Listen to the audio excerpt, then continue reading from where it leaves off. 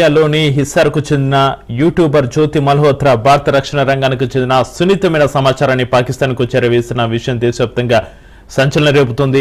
జ్యోతి మల్హోత్రాతో పూరికి చెందిన మరో యూట్యూబర్ ప్రియాంక సేనాపతికి ఉన్న సంబంధాలపై ఒడిశా పోలీసులు విచారణ చేస్తున్నారు. పాక్ గూఢచర్యం కేసులో జ్యోతితో పాటు ఆమెకు సహకరించిన మరో 6గురిని హర్యానా పోలీసులు అదుపులోకి తీసుకున్నారు. నిందితురాలి సోషల్ మీడియా ఖాతాలను పరిశీలించగా ఆమెకు ఒడిశాలోని పూరికి చెందిన ప్రియాంకతో మంచి సంబంధాలు ఉన్నట్లుగా తేలింది. ఆ విషయాన్ని పూరి పోలీసులకు తెలియజేయడంతో ఎస్పీ వినీత్ అగర్వాల్ ఆధ్వర్యంలో దర్యాప్తు చేస్తున్నారు.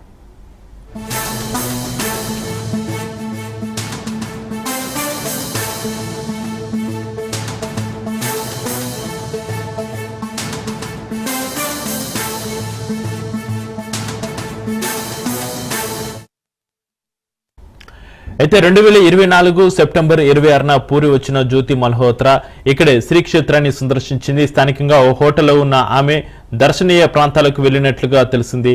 ఆ సమయంలో ప్రియాంక ఆమెతో కలిసి తిరిగినట్లుగా పోలీసుల విచారణలో తేలింది. ఇక శ్రీక్షేత్రంపై దాడికి ఉగ్రవాదులు ప్లాన్ చేస్తున్నారని కేంద్ర ఇంటెలిజెన్స్ వర్గాలకు సమాచారం వచ్చింది.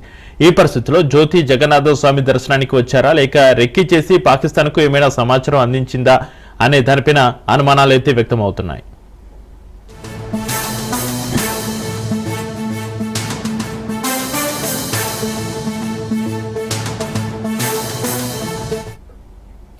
ఇక మరోవైపు ఒడిశా యూట్యూబర్ ప్రియాంక సేనాపతి 3 నెలల క్రితం పాకిస్తాన్లోని కర్తార్పూర్ను సందర్శించారు. ఈ నేపథ్యంలో ఆమె పాక్కు ఎందుకు వెళ్లారు, అక్కడ ఏం చేశారు, ఎవరెవరిని కలిశారు అనేది ప్రస్తుతంగా కీలకంగా మారింది. పాక్ పర్యటనపై సోషల్ మీడియా వేదిక నుంచి ప్రియాంక వివరణ ఇచ్చారు.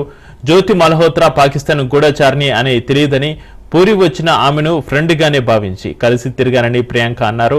తాను పాక్కు విహారయాత్ర కోసం మాత్రమే వెళ్లానని చెప్పారు. అంతకుమించి ఏం తెలియదని తేల్చి చెప్పింది. అవసరమైతే పోలీసుల విచారణకు పూర్తిగా సహకరిస్తానని వెల్లడించింది. హర్యానా పోలీసులతో కలిసి అన్ని కోణాల్లో దర్యాప్తు చేస్తున్నామని ఎస్పీ వినీత్ తెలిపారు. విచారణ కొలిక్కి వచ్చే వరకు ప్రియాంక పూరి విడిచి వెళ్లరాదన్న ఆదేశాలు జారీ చేశారు. సైబర్ నిపుణులతో కలిసి సదరు యూట్యూబర్ వీడియోలను ఒడిశా పోలీసులు శోధిస్తున్నారు.